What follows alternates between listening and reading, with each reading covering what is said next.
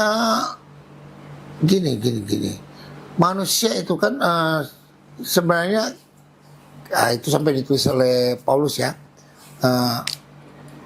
Karena dia menanggung, ada di Paulus menulis itu kan.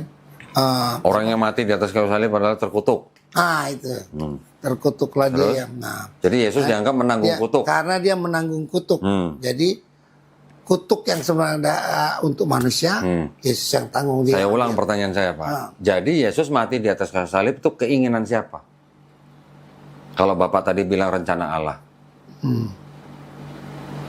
Tunggu, harus hati jawab sama Pak. Ini salah. Karena Bapak kan bilang itu adalah rencana Allah ketika Yesus menghalau Petrus. Ya kan? Sampai Petrus dikatakan iblis gitu. Karena ini adalah rencana Allah. Bapak bilang begitu. Rencana atau keinginan Allah? Bapak bilang rencana Allah tadi. Kalau saya nggak salah ini ya. Apa itu rencana? Dia bilang ketetapan.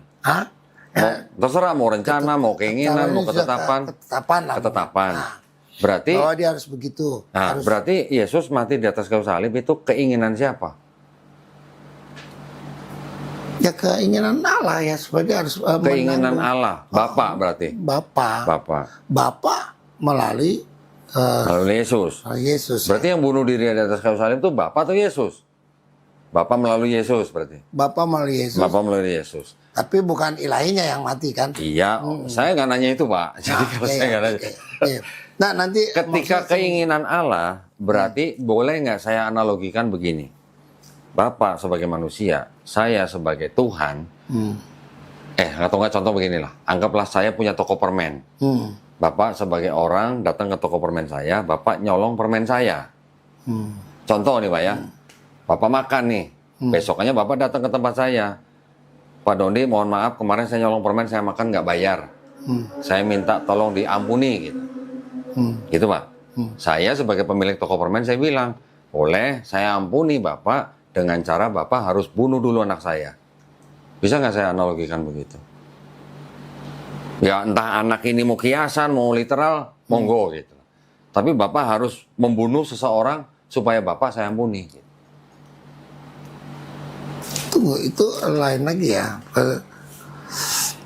Bukan gitu mungkin lah itunya yang analogi yang Bapak itu ya. Dia mencolong. Ya anggap aja Pak mau mencuri, mau apa, pokoknya Bapak sudah berdosa kepada saya. Sudah berbuat salah kepada saya. Bapak minta ampun kepada saya supaya saya ampuni. Tapi saya ampuni Bapak dengan cara Bapak harus membunuh anak saya gitu. Bukan, kalau konsep daripada Bible itu, ya karena Bapak nggak mungkin mau membayar utang Bapak, tidak mungkin, sebab kesalahan Bapak harus mati kan? Kesalahan siapa? Kesalahan Bapak atau kesalahan saya? Kesalahan yang penyolong. Pencuri. Pencuri. Harus mati. Kalau dia menyolong itu mati, dia harus mati. Oke. Sekarang jadi, saya mau ampunin. Bapak nyolong harus siapa yang nyolong mati? Ya. Terus? Pak, saya kemarin nyolong. Ya. Tolong diampuni. Ya. Boleh saya ampunin, tapi Bapak harus bunuh anak saya. Gitu. Bukan begitu kalau konsepnya. Gimana? Jadi ya, karena Bapak mau mati, jangan Bapak yang mati, saya aja yang mati. Begitu. Saya itu siapa maksudnya Bapak? Bapak melalui Yesus. Melalui Yesus. Berarti yang Bapak juga bisa disebut Bapak yang bunuh diri melalui Yesus. Bukan. Melalui Yesus, Pak. Sebab dia membuat ketetapan. Nah, ini kan kita tarik lebih ke depan lagi ya. Ke belakang apa ke depan? Kalau ke Adam itu apa? Adam ya ke belakang. Ke belakang. Ya. Karena dosa Adam. Karena Adam. Kenapa kita mati? Karena dosa. Dosa Adam. Begini, kenapa manusia mati? Karena kita berbuat dosa. Kan ya. Enggak, karena dosa Adam atau karena dosa Bapak? Tunggu dulu. Sejarah di kisah di Taman Eden, kan Tuhan udah wanti-wanti. Semua boleh kamu makan, tapi ini jangan. Pada saat engkau makan, engkau mati. Nah, pada waktu Adam makan, Adam mati nggak? Tunggu dulu, itu ada lagi cerita. Nanti gampang. Pada saat engkau makan, engkau akan mati. Ya, ada juga hari itu juga engkau mati. Hari itu namanya engkau akan mati. Itu udah diwanti-wanti. Mati kamu nanti kalau makan ini. Nah itu kan ketetapan yang dibuat oleh Allah. Dia nggak boleh langgar ketetapannya dia. Bahwa dia bikin peraturan, dia harus. Nah karena begitu besar, begitu sayangnya dia kepada manusia. Jangan deh lo yang mati, gua aja deh. Yang mati bapak atau anak? Bapak melalui anak. Bapak melalui anak. Berarti bisa nggak bapak juga ikut bunuh diri? Bukan. Aduh, jadi konsepnya begitu. Kan Yesus mewakili bapak. Yesus mewakili bapak ya. Betul kan? Nah. Berarti Dia yang mati. Yesus mau disebut apa? Anak. Anak. Yesus kan Bapa melalui Yesus jadi menyepadankan dirinya sebagai manusia. Iya, sekarang bukan menyepadankan dirinya sebagai Allah yang mati. Bisa dong Pak dianalogikan begini, karena Bapak sudah nyolong barang saya, Bapak harus dipenjara. Gitu kan? Ya, umpamanya gitu. Ya. Sekarang saya yang dipenjara. Ya, sekarang Bapak boleh saya ampuni, tapi yang dipenjarain anak saya, gitu. Ya, Bukan Bapak. Bukan begitu. Ya, Bapak. Nah, kalau bukan begitu gimana? Begini. Yang menanggung dosa Bapak kan Yesus. Itu tidak mencerminkan kasih kalau di situ ya. Saya mau mencerminkan kasih sama Bapak lo di penjara. Ya. Nah, ada dua analogi. Nah, karena si Bapak di penjara itu boleh ditebus dengan uang, mungkin begitu. Si Bapak itu nggak mungkin bisa, dia nggak punya uang seperti itu. Ya, saya sebagai bos, oke, saya bayar aja deh. Ya nggak ada yang harus mati dong Pak. Umpamanya, ada cerita seperti itu. Nah, kalau mau cerita, Bapak nyolong harus mati, mati. Daripada Bapak nanti mati karena Bapak nyolong akan dihukum mati, saya aja ganti Bapak. Nah iya, itu logis nggak Pak? Kalau saya harus mengampuni Bapak dengan cara saya yang mati.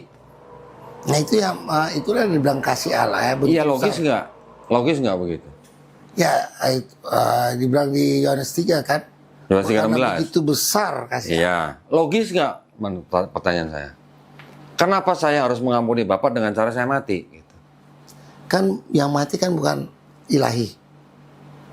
Ilahi memakai whoever Pak, tapi harus ada yang mati gitu. Ada yang mati tapi dalam kesepadanan manusia. Iya. Bukan dalam kesepadanan Sekarang Tuhan. untuk mengampuni dosa Bapak harus ada orang yang tidak bersalah yang terbunuh gitu. Walaupun nanti bangkit hari ketiga, tapi ada perbuatan menghilangkan nyawa orang.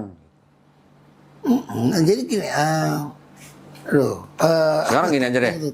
Nenek moyang Bapak yang berbuat dosa, Bapak yang dipenjara mau nggak? Ya itu karena bukan nenek moyang saya berbuat dosa, dia dia di penjara.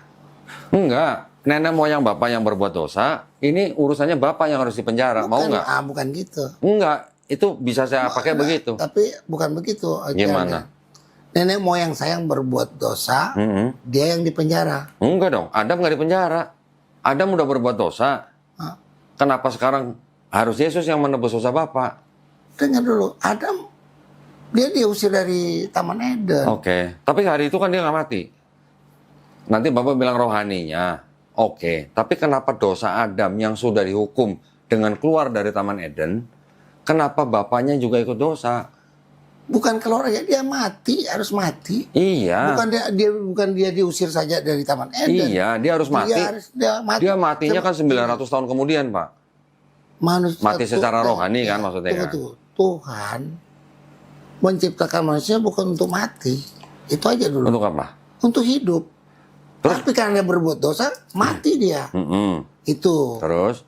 Kemudian, nah dia sudah berbuat dosa, dia harus resiko mati. Ya. Nah, kalau kita mau lihat kenapa dia mati 900? Kalau kita mau hitung-hitungan yang dijelaskan oleh Petrus, satu hari adalah 1000 tahun bagi manusia. Satu hari bagi Tuhan. Nah, kalau kita lihat umur Adam kan nggak lebih dari 1000. 1000 ya. Nah, itu kita udah selesai itu ya. Nah, yang jadi konsekuensi dia berbuat itu mati. Iya. Nah, kenapa Adam sudah mati, Bapak nggak boleh mati atau nggak mati dengan cara ada orang yang harus mati untuk Bapak gitu loh. Tunggu, bukan Adam aja. Yang kita kan semua akan mati. Secara fisik. Secara fisik kita Iya. mati. Secara rohani. Secara rohani ya roh kan nggak mati. Iya, kan Bapak tidak bisa kembali Tapi atau bersatu gini, dengan Bapak kalau tidak ditebus oleh Yesus. Gini. Kematian dalam Kristus, dalam Kristen ada dua, mati fisik dan mati rohani. Iya. Mati rohani itu mati kekal dalam. Iya. Nah, itu saya paham. itu yang dijaga oleh. Kenapa harus Yesus mati untuk rohani Bapak gitu loh? Karena dosa Adam kan? Iya. Nah iya, kenapa dosa leluhur kita harus Bapak yang menang, harus ada yang menanggung gitu. Gini, Pak. Ada banyak saya karyawan, kemudian saya dihukum. Berpengaruh kepada anak-anak saya yang masih kecil. Saya udah nggak ada penghasilan, malah saya dihukum. Anak-anak saya. Yang menanggung siapa? Yang menanggung perbuatan Bapak siapa? Bapak atau anak Bapak? Kena imbasnya anak saya. Iya, tapi anak Bapak dihukum nggak? Lah, dengar. Di waktu saya masih kerja, pada anak-anak itu masih dapat uang apa segala macam yang layak.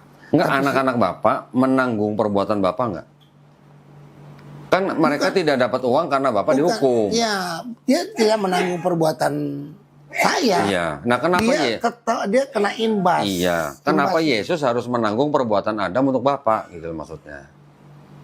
Itu yang Bapak nggak paham. Saya paham. Nah. Dari Adam yang berbuat dosa, imbasnya juga ke anak-anak kena. Iya. Anak-anak itu, anak-anaknya Adam kan nggak ada yang di Taman Eden kan, tetap dia di luar dan tetap mati. Iya. Gitu kan? Udah gini aja deh. Kelihatannya susah. Bapak muter-muter. Saya tanya gini. Kembali lagi ke Yunus, Pak. Ketika Yunus diutus ke bangsa Niniwe, kan kemudian setelah dimakan ikan, masih hidup, keluar dari ikan, terus kemudian kan Yunus ke Niniwe. Bangsa Niniwe bertobat. Diampuni nggak, Pak? Habis itu kena bangsa Niniwe berbuat lagi. Enggak, tapi ketika Yunus memperingati bangsa Niniwe bertobat, bangsa Niniwe diampuni nggak? Diampuni. Mereka diampuni dengan cara tidak ada orang yang harus mati. Betul kan? Tunggu. Itu pertobatan, itu bukan dosa waris itu. Dosa apa? Dosa perbuatan. Dosa perbuatan. Itu sekarang berarti maksud Bapak, kalau Yesus bilang kalau kamu tidak bertobat dan menjadi seperti anak kecil, kamu tidak masuk kerajaan sorga. Kalau ada orang bertobat, kemudian dia mati sebelum Yesus salib, orang itu masuk surga, masuk neraka. Kalau dia mengakui bahwa pengorbanan Yesus untuk... Dia nggak mengakui orang Yesus belum disalib. Dia akan... Yesus belum disalib, Pak. Maka sebelum Yesus disalib, Adam dan Hawa itu segala macam itu, sebelum Yesus disalib, mereka melihat ini, Mesias ini kan. Siapa? Yesus kan. Yang melihat Yesus Mesias siapa? Mereka memandang nanti ada kan... Kejadian 3 ayat 15 itu janji Tuhan nanti pada keturunan wanita ini. Iya kan, keturunan wanita itu akan apa? Akan apa? Meremukkan kakimu atau meremukkan ular? Ya, untuk mengalahkan si iblis. Hubungannya apa dengan Yesus yang harus mati, Pak? Ini kan maksudnya gini, kematian yang kekal itu kan itu akan dialami oleh iblis, ya. Nah, manusia kan kalau dia tidak ditebus, dia jiwanya akan mati kekal ikut iblis. Nah, tapi dengan simbol kematian Yesus. Jadi cerita Hawa ketika Adam dan Hawa ketika mereka ditipu oleh ular dalam iblis dalam bentuk ular. Bukan ditipu ya, mereka ya Adam Hawa kan tertipu kalau begitu, Pak. Ya oke. Ya. Berarti itu cerita hayalan atau cerita beneran? Literal atau harfiah? Kalau di Bible kan itu cerita bahwa Adam dan Hawa itu tidak sanggup bujuk rayu daripada ini kan. Bapak tadi belum jawab pertanyaan saya. Coba apa? Ketika orang bertobat sebelum Yesus disalib, orang itu masuk neraka, masuk surga, Pak? Kini kan ada dua saya bilang. Apa? Bertobat dalam dosa perbuatan pribadi dengan mengakui bahwa Yesus kan cuma minta mengakui dia bahwa dia telah menebus. Kan Yesus belum disalib, Pak. Yesus belum bilang sama orang itu bahwa dia akan disalib untuk menebus orang itu. Orang itu mendengar perkataan Yesus, kalau kamu tidak bertobat dan menjadi seperti anak kecil, kamu tidak akan masuk kerajaan sorga. Berarti kalau orang itu bertobat sebelum Yesus disalib, orang itu akan masuk neraka atau masuk surga?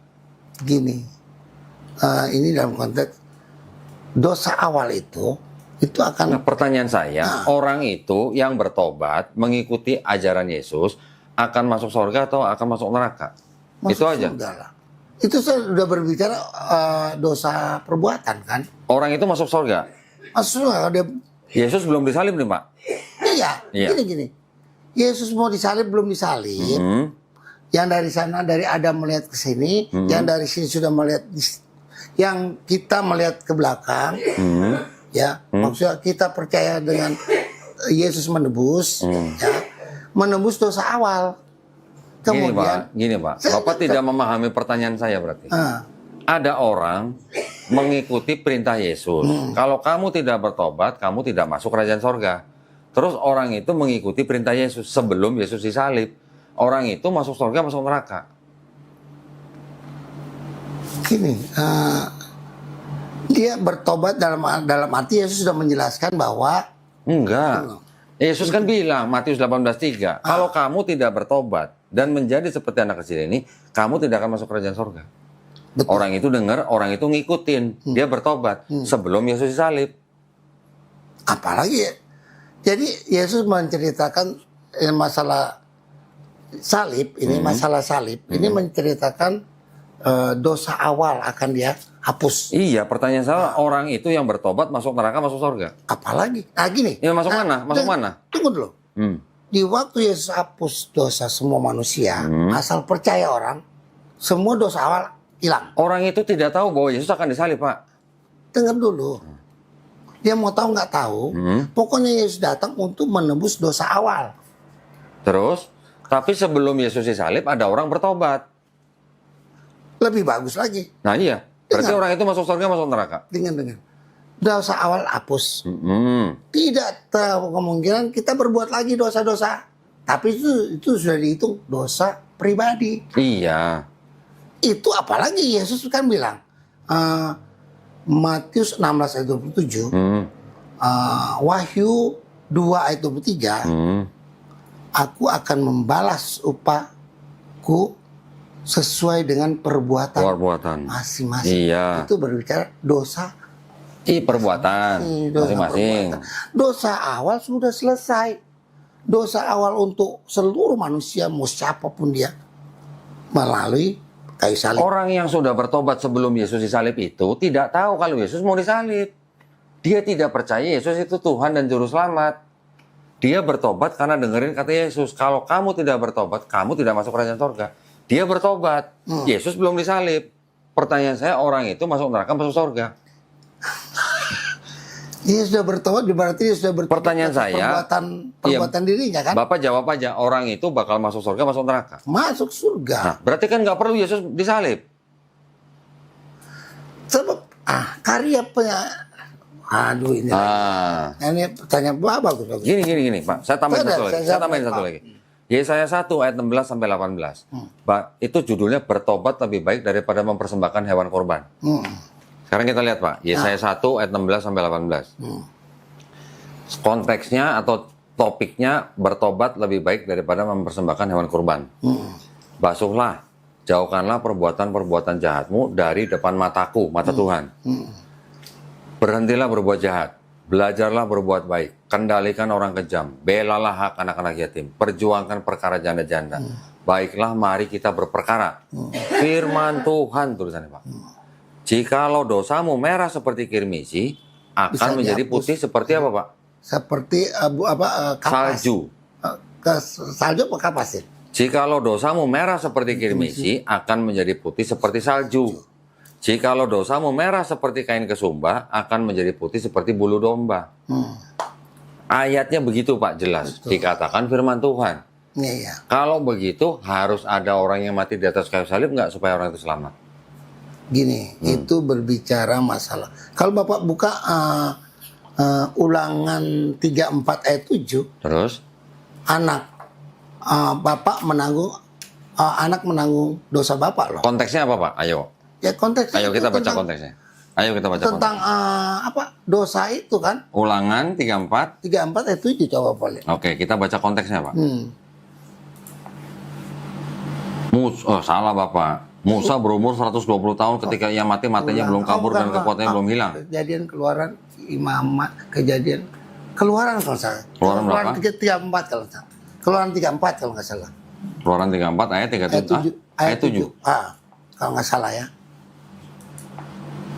Yang meneguhkan kasih setianya kepada beribu-ribu orang yang mengampuni kesalahan, pelanggaran dan dosa, tetapi tidaklah sekali-sekali membebaskan orang yang bersalah dari hukuman. Yang membebaskan kesalahan Bapak kepada anak-anak dan cucunya, kepada keturunan ketiga dan keempat. Nah, apa baca itu? Apa? Itu tentang dosa waris, Pak. Bukan. Orang. Nah, kita baca tanah. Ayo. Waduh. Kita baca tanah, perspektifnya orang Yahudi bagaimana? Nah, itu kan yang penting, Pak. Karena tanah ini diambil dari tanah, yang punya tanah orang Yahudi. Nah, itu kan yang ini kan orang Yahudi. Nah iya, Orang justru kita harus paham maksudnya ayat ini menurut orang-orang yang menyusun kitab ini apa. Jangan Bapak ini membaca ayat tanpa konteks. Gitu. Di Mazmur juga. Yang mana? Yang Daud bilang aku sudah berdosa. Itu dosa ibunya Pak, bukan dosanya Daud. Mazmur 53. Ya itu kan mau bicara masalah nenek moyang. Bukan, itu dosa ibunya Pak. Bukan dosanya Daud. Kita boleh baca nanti tafsirnya. Nenek moyang. Bukan, Pak. Bukan. Keluaran 34 ayat 7 kan? Nah, kalau sudah ketemu ini, Bapak nggak akan bisa ngomong apa-apa. Keluaran 34. Kalau Bapak anggap ini sebagai validasi bahwa dosa ayah bisa dibalaskan oleh anaknya, itu akan bertentangan dengan Ulangan 24 ayat 16 dan Yesaya 18 ayat 20.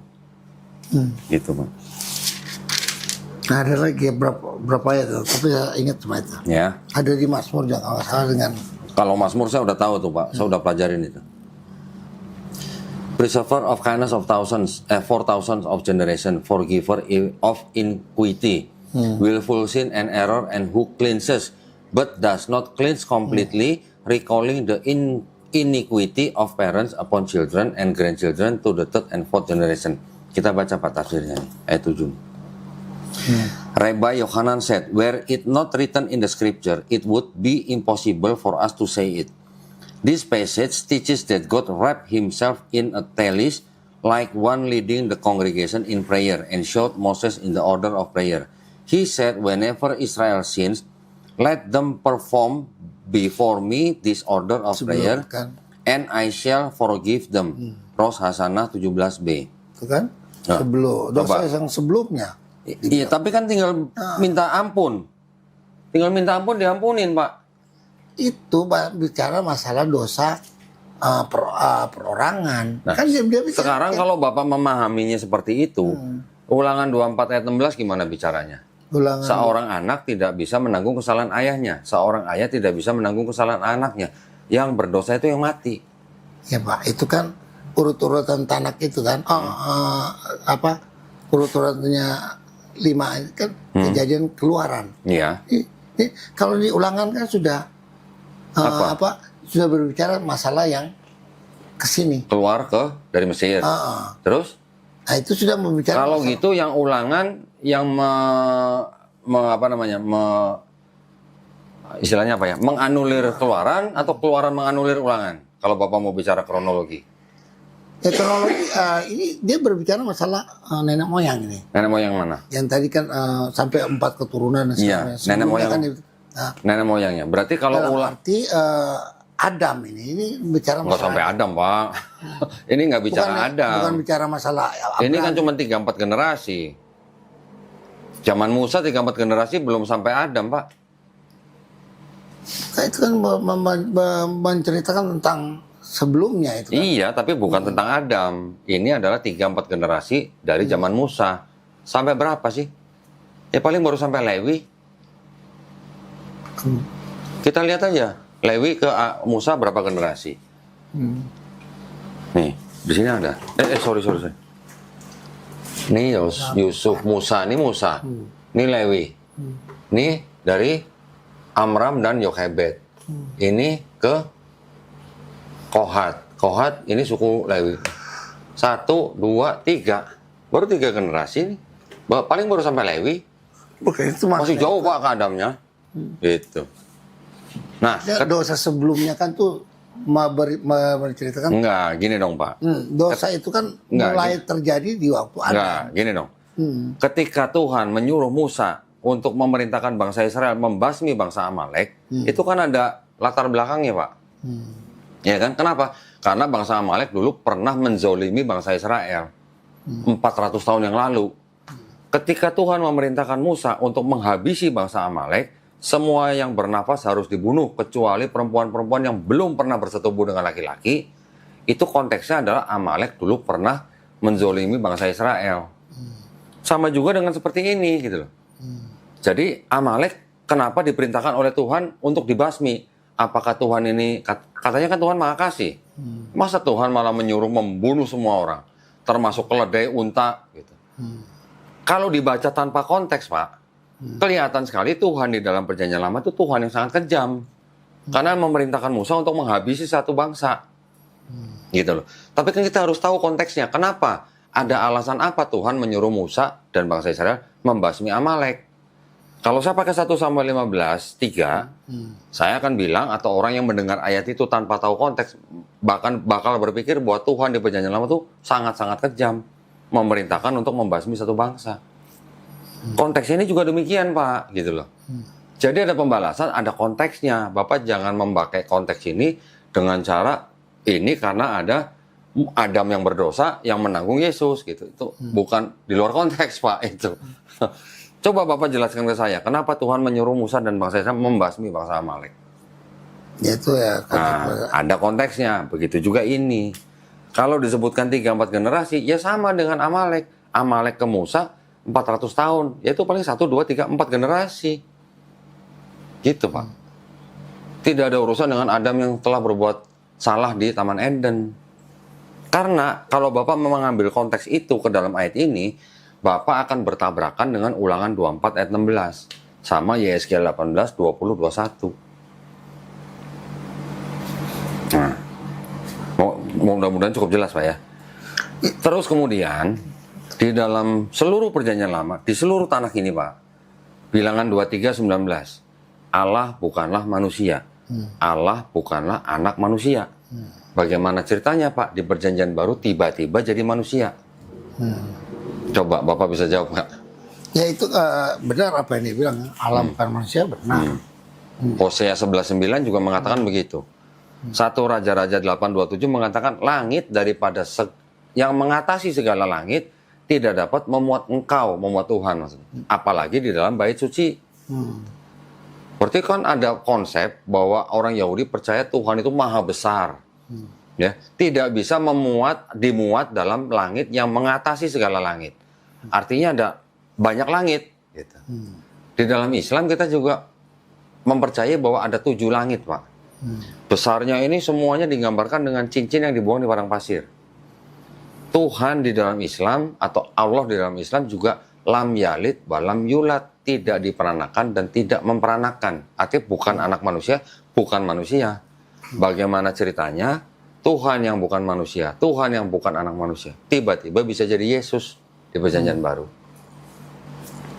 Apakah tidak berkontradiksi? Itu maksud saya. Ya memang pemahaman daripada Yahudi dengan Kristen memang Beda. Nah, sekarang pemahaman Bapak tentang Bilangan 23:19 bagaimana? Bilangan 23:19. Allah bukanlah manusia sehingga ia menyesal. Allah bukanlah manusia, anak manusia sehingga dia tidak menepati firman-Nya gitu.